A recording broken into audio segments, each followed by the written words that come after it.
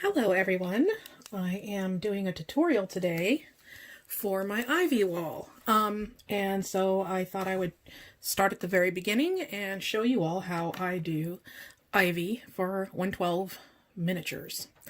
First thing I'm going to say is that you need to have construction paper, not white paper, construction paper, so that when you punch it, you don't get any weird, unnatural whites coming out on the edges of your leaves. I've worked with green construction paper before, and I know that that's a win. I'm going to try orange as well as a base and see how that looks. I'm going with more of a summer color as opposed to autumn colors, which is what I did previously. So I'm going to show you how I'm going to do summer colors, but autumn colors, you can see I used oranges and reds, yellow, light green, dark green, and just sort of blended them together roughly, and it works fine, even if it's done roughly. So I'll show you how to do that. So another thing you're going to need is these punch bunch punches, and the ones I use, you can just use one or the other, but I like to use both because I like to have the variety, is the tiny teeny maple leaf and the tiny teeny, I think they're called mini or micro or something like that, ivy. And so if you have those two, you're good to go. You can just look them up online, just Google punch bunch and see if you can find them. I think I got one on eBay and one on Amazon. So there you go. Those are your two punches. And I'm going to show you some of the leaves that they make in fall and green colors. And I'll show you some pictures of my little ivy wall as well with these, made with these. So, whoops, sorry. There you go. So, there you go. But today we're going to do summer colors. And so, whoops, let's pick up these little stragglers. And you're going to need acrylic paints. I just use these cheap ones that I get with art kits. They're great for just general use. And I'm going to do a little bit of yellow, some light green and dark green, and chrome green, what they call it. Chrome green, deep green, and what is this? Lemon yellow.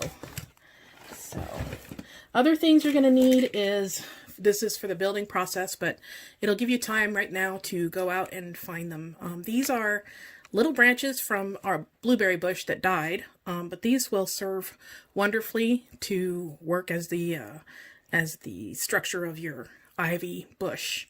And also, these guys work well for when you're trying to do vines that stretch across certain areas. So you can buy these at the craft store as little wreaths or different types of things, and then you can unravel them, and you have all these cool little vines that you can use to kind of bend and glue them along your surface of your building. So there you go. There's a big one, and then there's these little teeny tiny ones. You probably have to use more of these than you need to. And they also have a wire that's really thin that you can use too. So all right, so the first thing we're going to do is, I have my two very cheap IKEA brushes, which I use for pretty much everything, and I'm not very good at, I have a lot of brushes that I use just for this kind of stuff that they're like throwaway brushes, but I use them over and over again, and just wash them out with the sprayer, and they get a little stiff, but you just have to soften them up. So I've got some light green, some yellow, and the deep green, which is really the closest to real ivy color. So I'm going to use a lot of that. Okay. All right. So we're going to start with the green paper.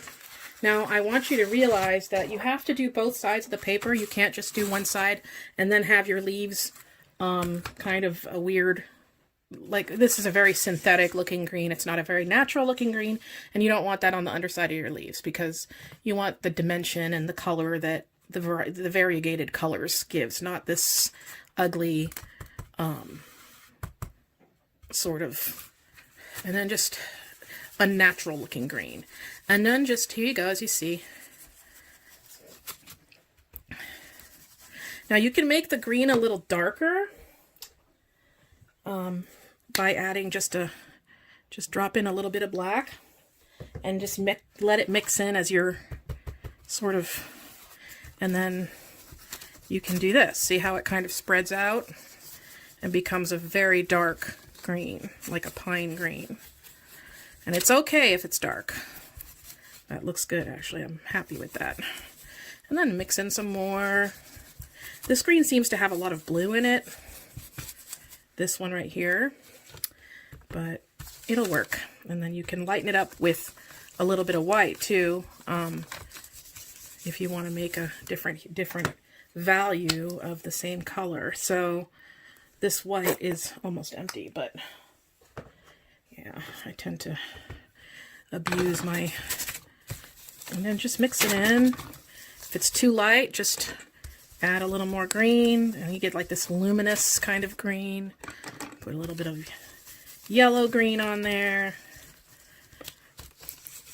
Looks like the white brings out a lot of the blue. I'm not too fond of that, so we'll keep using the darker stuff instead. And brush strokes and stuff like that, it's totally fine. Because your leaves are going to be so little, it's only going to show a little bit of variegation, and it'll look natural. So, yay, we want natural. And I'm going all the way to the edges. Yes, I don't have a lot of care about this cutting mat. I actually used a heat gun near it, and it's all buckled. But I don't have it in me to throw it out yet, so I need to get a new one. They're so expensive. I don't know why, but ridiculous.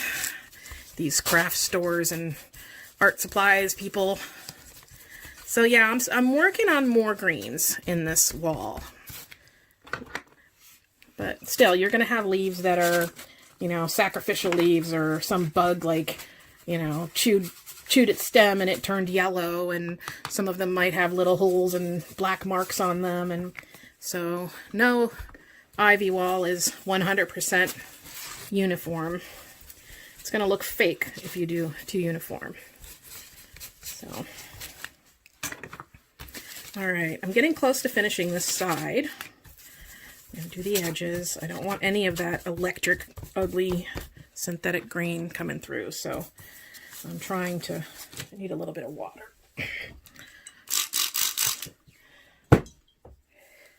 The spray bottle in this context, and in pretty much any situation where you're using acrylics, is always great. I use it to clean my brushes.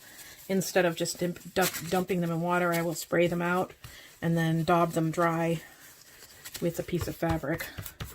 And seeing that I have every craft humanly possible in this little space, I have no shortage of pieces of fabric to use as wipies.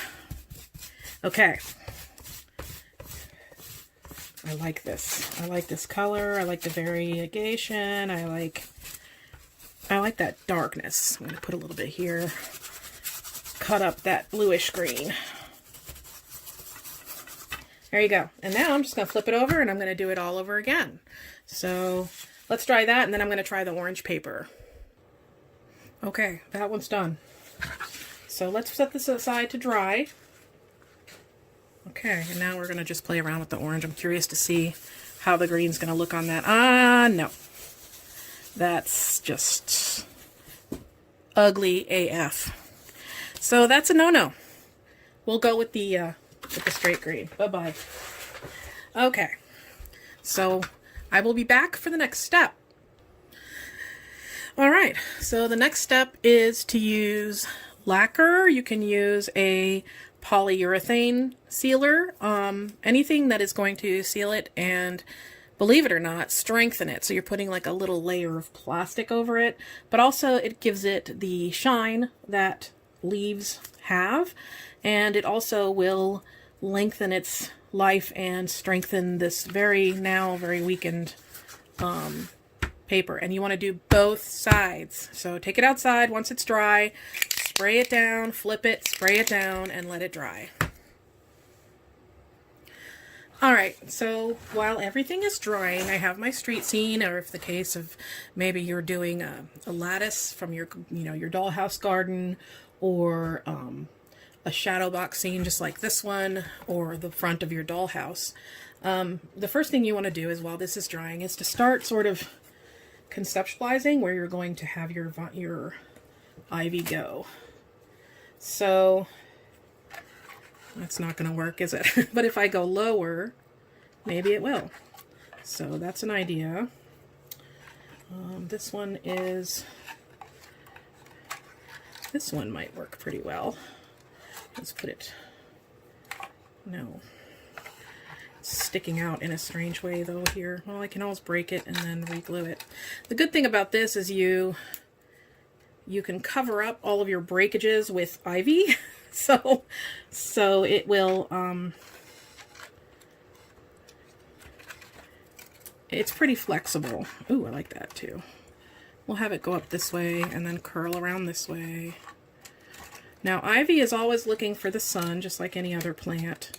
So it's going to have a pattern on how it kind of lays itself out.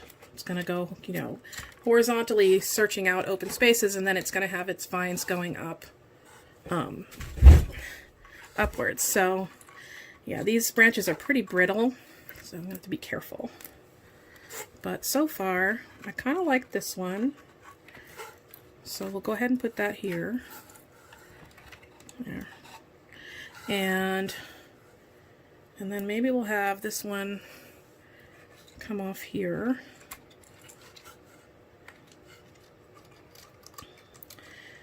There you go. All right, so I can start sort of getting an idea of where things are going to go, and figuring out where I'm going to attach things, and maybe have this come up this way. Most of this is going to be covered up, so it doesn't have to be perfect, but that is how you start sort of conceptualizing where things are going to go. And I do like this little thing that I'm doing here. There you go. And then you can fine-tune it as you go along. All right, so start doing that while your leaf paper is drying, and then you can start affixing it. I usually just use straight PVA glue. I use wood glue for the most part. I might use super glue in this case, just because it has a quicker grab on things. And then I'll use some of these little branches, because you want to have branches revealed here and there. That no wall of ivy is 100% solid. And there you go. So you see, you just have to wing it. And maybe have this one go out over here. There you go. So up and sideways, and then imagine that it's always going to be going towards the sun. And then once I get these affixed, we'll start leafing, and it's tedious as hell. But man, if you're doing it the right way, it looks so good. You'll be patting yourself on the back every time you look at this thing. So, as you can see, I'm pretty messy with how I'm gluing it, but most of these areas are going to be covered up with millions of little ivy leaves. So don't be too fussy or persnickety. I also had one more thing to say about these things. These are pretty smooth, and I think it's lacquered or there's some sort of treatment on them.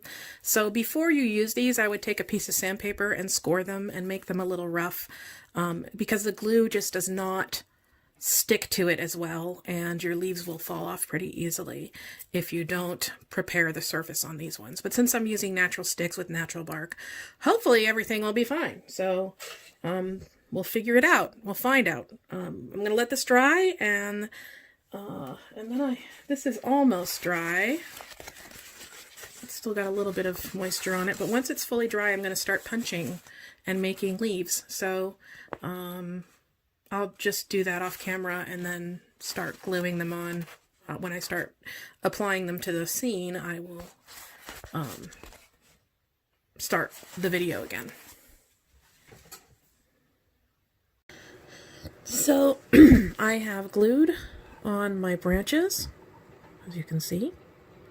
There's still some glue blobs there, but that's okay. And I wanted to also show you the ivy wall I was talking about.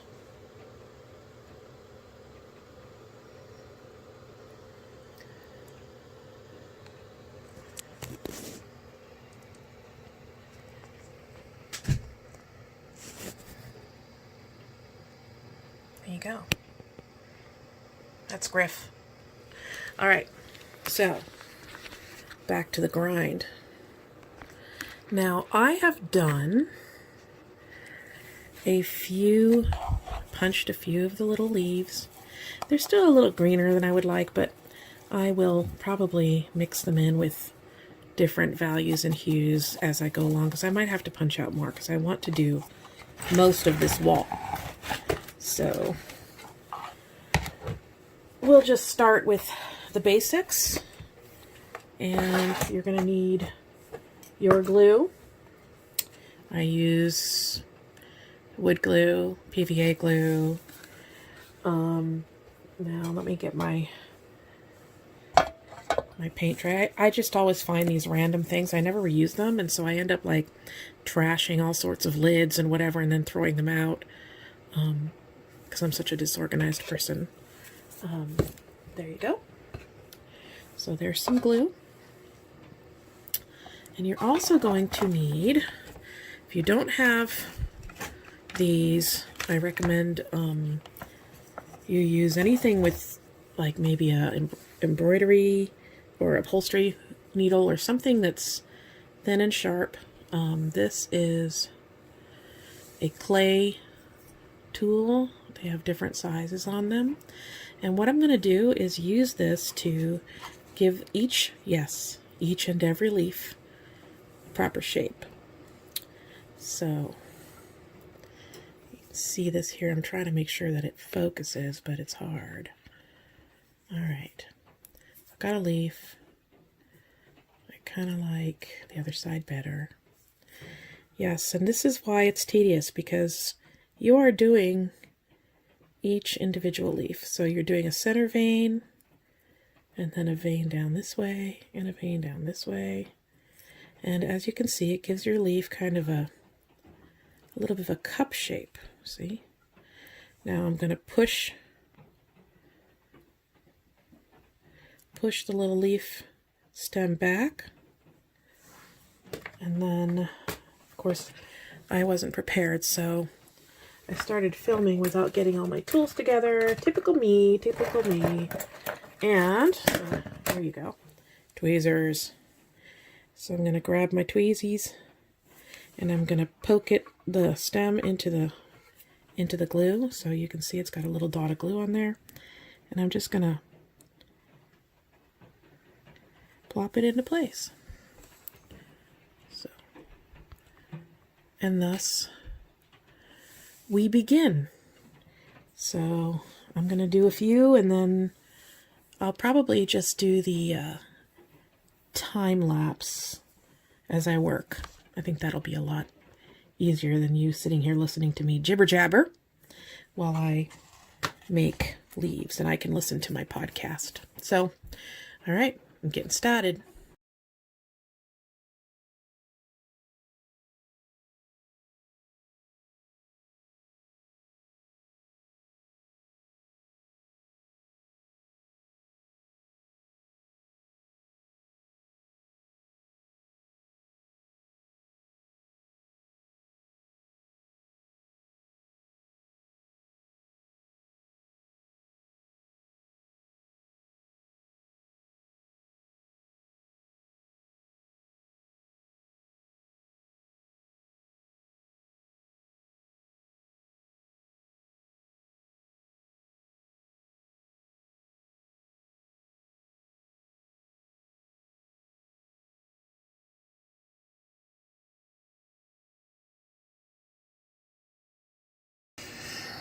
Okay, so as you can see, I've got a little bit of a start. It looks a little chaotic, but wait until I start adding and fluffing and everything. And yes, I used the word fluffing.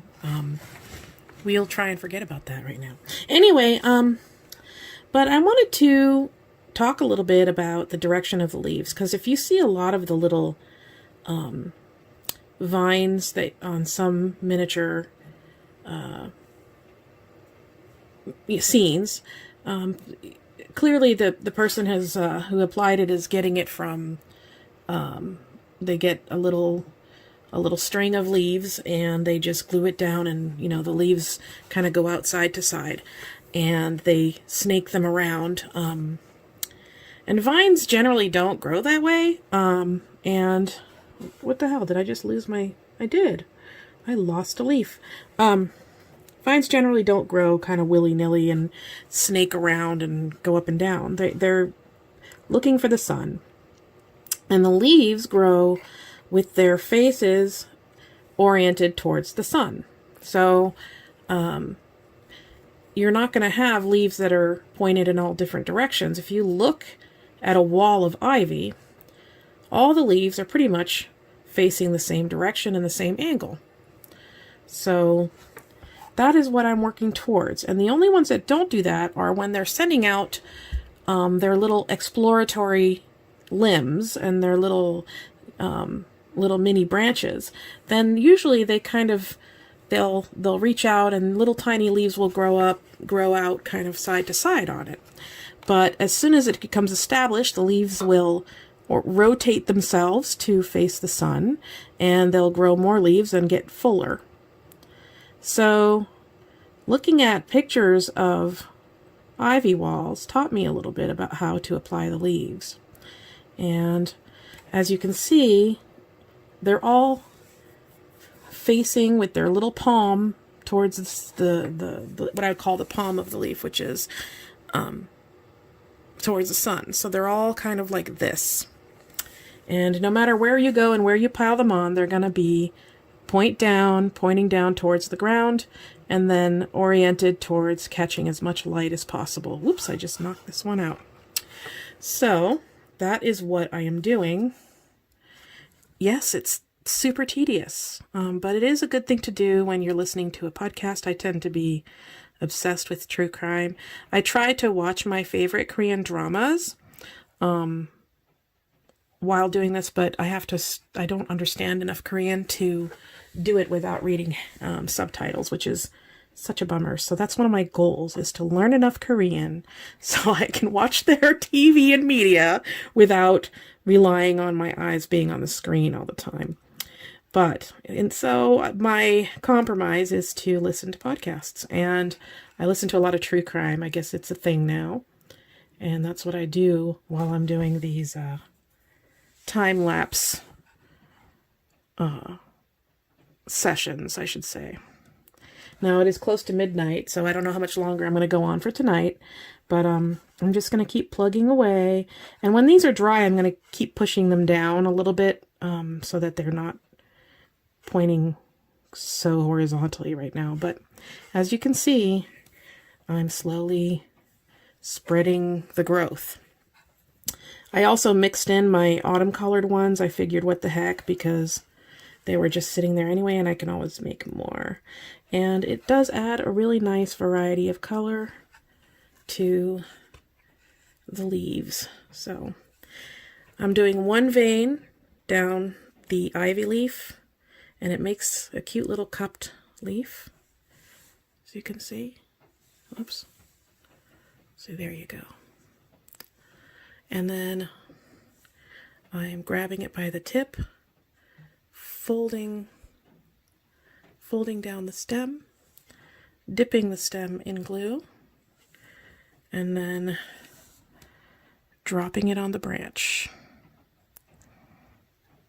Now, there's not going to be a ton of leaves on the branches. They're mostly going to be on the wall, because that's where the broadest space is to grow for the leaves to catch the sun. So the branches are going to be kind of snaking in and out of the growth as I go along. This is going to be a pretty big project, probably even bigger than my dollhouse, I think, because I really want this to be full of ivy leaves. So a lot of the brick is going to be hidden. This mostly is going to be hidden.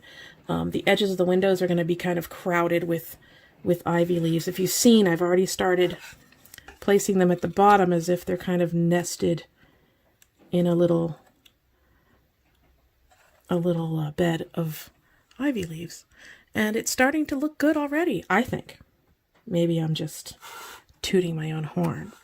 But that's it for today, and I will continue to work on this and do some more time lapse as I work my way up this side and across the bottom, and eventually end over here by the rusty pipe. There you go. And then I'll have maybe one or two tendrils kind of sneaking over onto the store, at least some leaves, but and of course a few covering the electric box. But so far so good. I might actually install curtains and windows in between, because sometimes I like to break up the tedious projects with things that are satisfying so that I am not bored to tears. All right, so part 2 coming soon.